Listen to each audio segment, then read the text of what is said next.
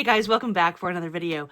I am going to try to make this kind of quick because it's Christmas break here and all my kids are home and it has been fun, but it is loud and it's hard to find these pockets of time. It's actually after 10 p.m. here.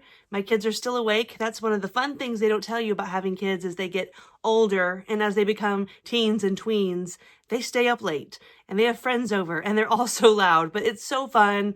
I just had to banish them. They had to go to the other side of the house for a little while to watch a movie, have some snacks, so I can talk about books. Because darn it, it's already January 2nd, and I'm really ready to talk about my top 10 favorite things I read in 2025. So in 2025, I read 133 books, which is crazy. Now, I had a great time. I had a great reading year, and I read some phenomenal books. But I do hope that next year, in 2026, this year, I suppose, that number goes down and maybe hovers closer to like 75 to 100, which is where I normally land. But this year I disassociated a bit and read way too many books. And as the kids are saying these days, I should probably touch grass occasionally and read less books. So we're going to keep with quality. We're going to keep with reading being my favorite hobby, but maybe just dial it in a little bit. So I am thinking about doing a video of rapid fire going through all 133 books because I just have a kind of an idea for a fun format. Let me know if you'd like to see that. But today I just want to talk about the top 10 favorite things I read in 2025. Now, as usual, I'm going to do this my top 10 favorite things I read. So it's not necessarily a book, but it could be a series or something like that. Also, I did not prepare for this video. I made no notes. I spent no time reflecting. I literally grabbed the camera, turned the light on, and stacked my books up right here. And I'm going off of the list that I made a couple of days ago when I was pondering what are my favorite books I read in 2025. So I'm not doing any honorable mentions. And because I didn't really prep for it, I'm not going to go deep into it. But I'm just going to give a little blurb on what it was and what made me like it so much. Or maybe just, you know, maybe the vibes, because it's been a very long time since I've read some of these. So we're going to get straight into it. All right, for number 10, I'm going to go with The Wall of Storms by Ken Liu. Look at this. My fingernails match the book. How cool is that? I love this set, by the way. Anyway, the reason that this is going to be number 10 as opposed to higher up on the list is because even though this is one of the best fantasy books I've ever read, like it would be on a list. If I made a list of just singular best books in fantasy, this would be on that list, okay? But since I kind of do these lists like things I read the whole series in 2025, and I'm very mixed on the series. First of all, I'm very, very glad I read it. As a whole, it was a positive experience and I enjoyed it. But the first book was, it kind of threw me off a little bit with the formatting. I didn't know what to expect. And I went from like, sometimes I liked it, sometimes I didn't like it, sometimes I loved it, sometimes I was like, what are we doing here? So the first book got a 3.5-star rating for me. The second book got like the 5-star I've ever 5-starred, okay? This is a phenomenal book. And then book number 3 got 2 stars from me, which is like, oh, it's so disappointing. And then book 4, the final book, got a solid 4 stars. So I was all over the place with my enjoyment. But in the end, I'm glad I read it. And I'm very glad I read this book because it was crazy good. So, so, so good. Now, even though this book was wildly popular in 2023, I didn't read it until 2025. So I get to count both of these guys for my list. Number 9, I have James Islington, The Will of the Many, and The Strength of the Few. I am deciding for myself that I really, really like things that are in a Roman setting or have like an ancient Rome aesthetic. And these books definitely have that and I love it, but it's blended with like this kind of futuristic sci-fi feel to it. There is magic, so it is fantasy, but it's a very unique setting that just doesn't feel like your typical fantasy books. Now, these books are mysteries that almost from the very beginning, you're just like, wow, I have so many questions about what's going on, but not questions because you're confused. Like, did I miss something? What's going on? You have questions because he's setting these questions up and you're wondering because that's how this plot is developing, okay? It's very plot heavy. Lots of mysteries, lots of cool seeds being planted, lots of, you know, twists and stuff like that. Super plot driven isn't always what hooks me, but I was very intrigued by these and I really enjoyed both of them. The first one hooked me in, and then the second one, if you've read it, you know, it takes a very unexpected turn and does something with the plot structure structure that I just found very, very fun and cool to read. So Strength of the Few and Will of the Many made it to my number 9 spot because they were definitely some of the best things I read all year. For number 8, I have chosen The Island of the Sea Women by Lisa See. And this is a book that I found out about from Tori Tekken, who it was on her 2024 favorite books list. And so when I saw her raving about it, I just had to try it. And I did a book club with my grandma this year and several of her friends. And so I was looking for things that were standalones, stories about women, historical fiction, all that kind of stuff. And this just really fit the bill. And I loved it. In fact, we all did. It was probably one of our favorite things we read all year in book club across the board. So this is a story that took place starting in the early 1940s, I believe, all the way through 2008, I think is when it ends. But it is about this island in Korea. I think it's called Jeju is the name of the island, but it is a matriarchal society about these women who are free divers, and they support their entire economy diving for abalone and other things that people dive for.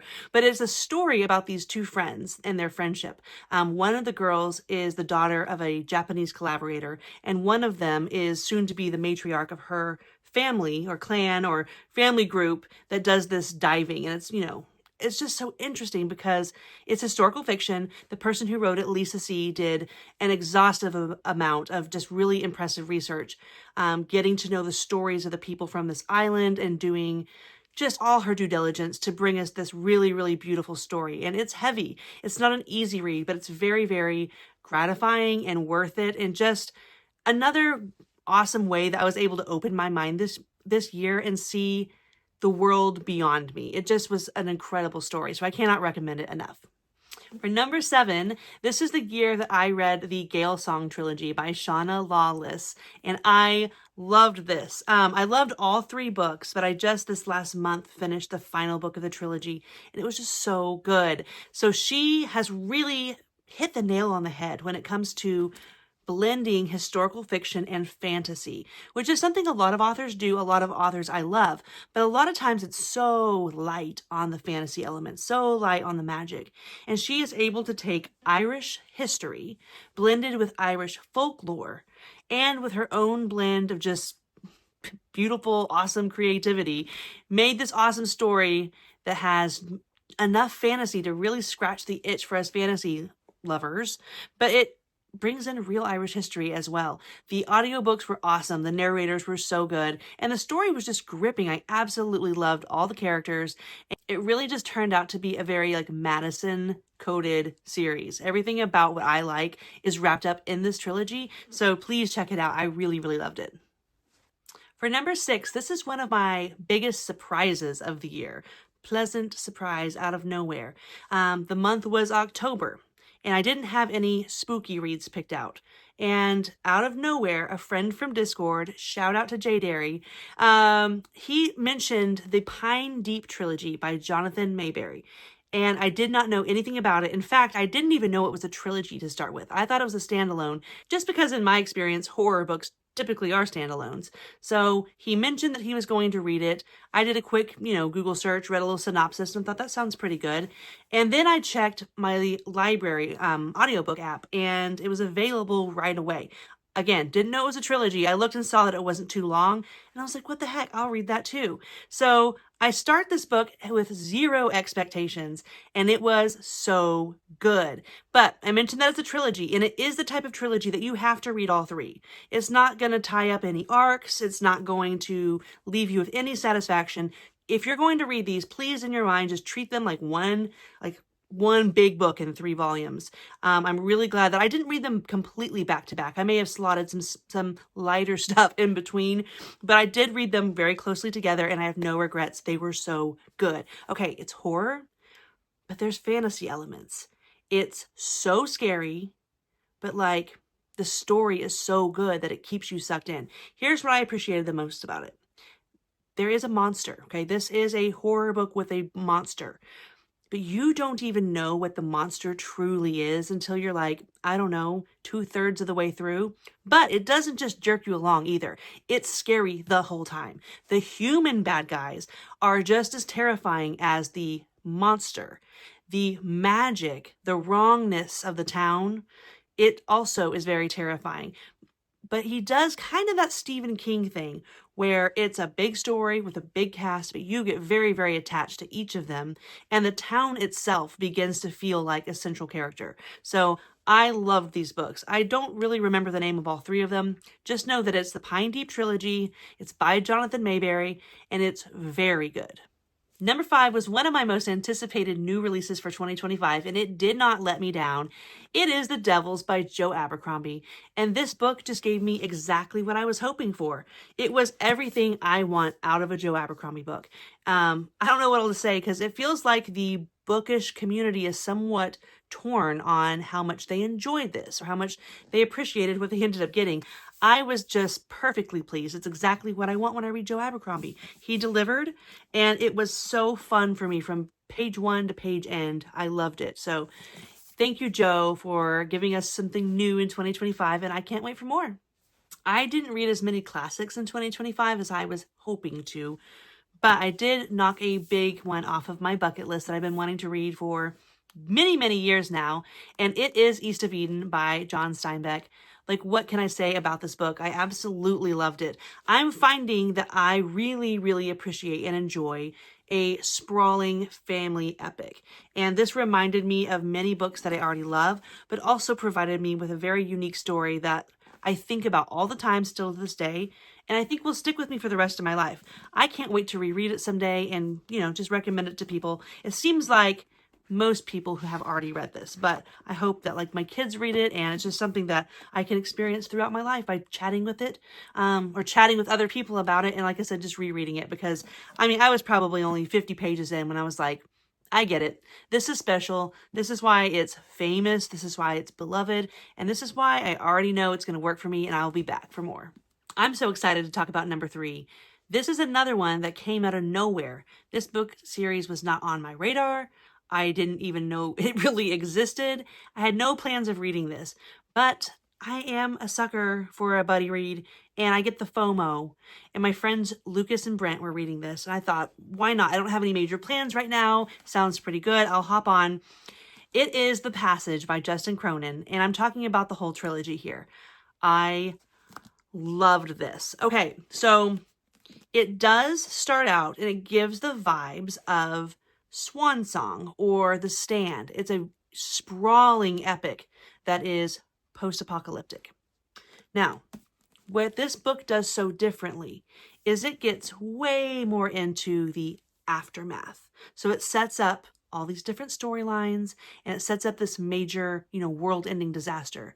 And then there's a major shift. There's a major time jump. Now, from what I understand, this is a mixed thing. Some people are like, I'm not into that. I don't like those major time jumps. But what they do here, what Justin Cronin does, is so special that everything that happens in those first 100 pages, every single word ends up mattering. It ends up paying off. It ends up coming back around full circle. And even though this book sprawls for many, many, many, many, many, many decades, and it's almost biblical in its scope, the groundwork he lays in this first book is just brilliant. So my favorite book of the trilogy is the last one, City of Mirrors. But each book was phenomenal, and I'm not lying when I'm telling you, I think about these books every day.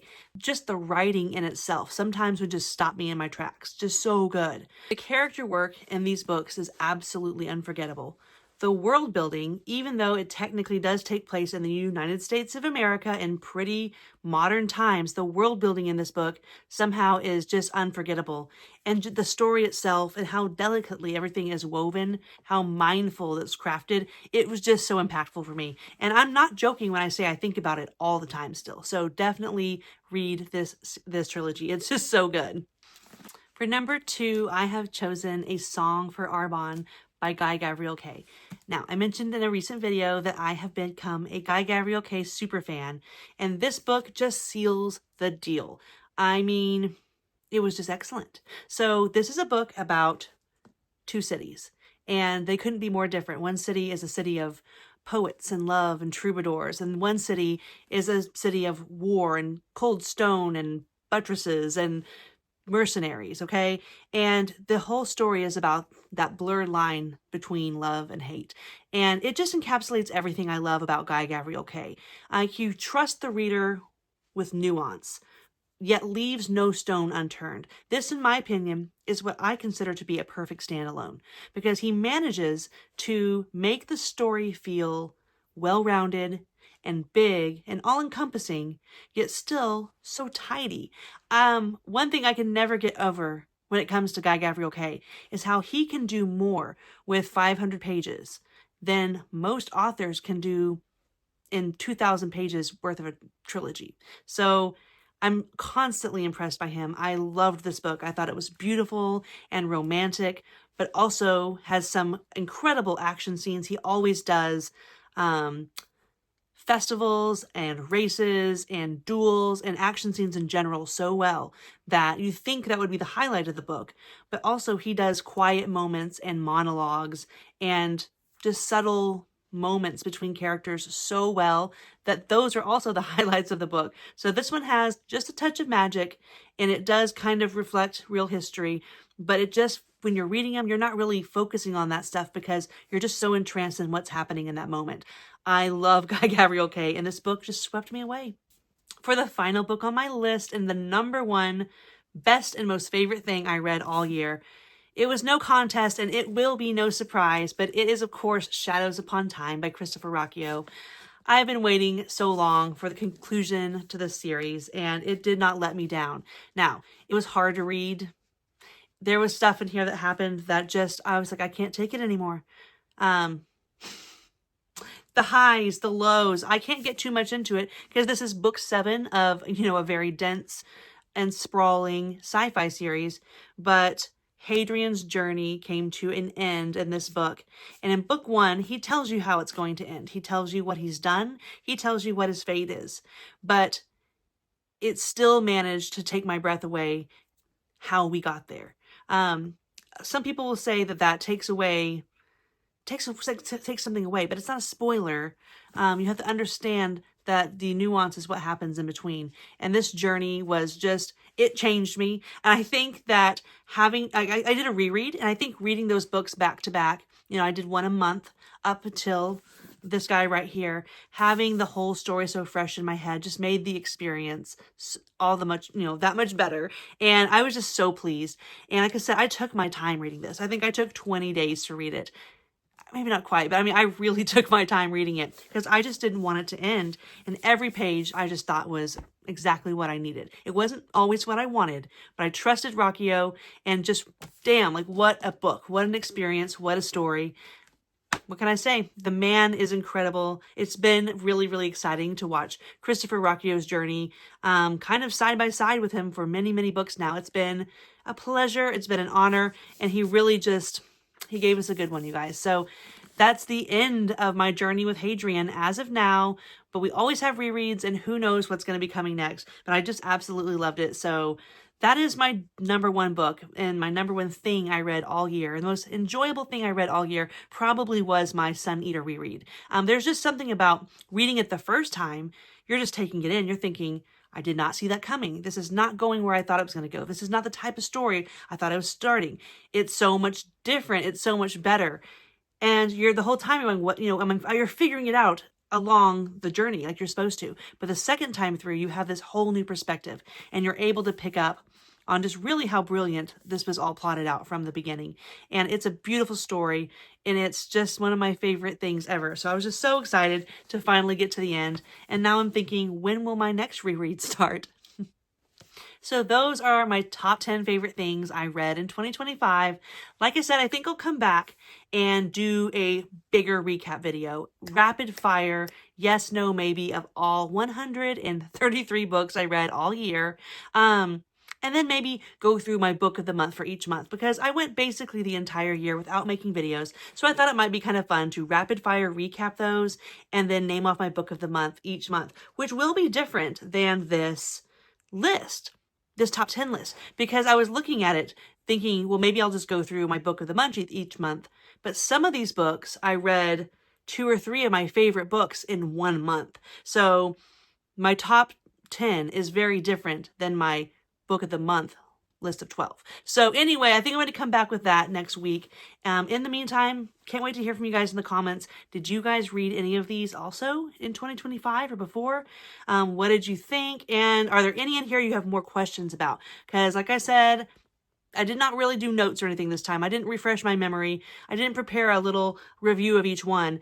This was quick. This was kind of off the cuff. So let me know if you have any questions about some of the books I loved, because I'm going to want to talk about them. So hit me up in the comments, find me on Discord, Instagram, whatever, and we will chit chat. Can't wait to see you guys next week. Have a great one.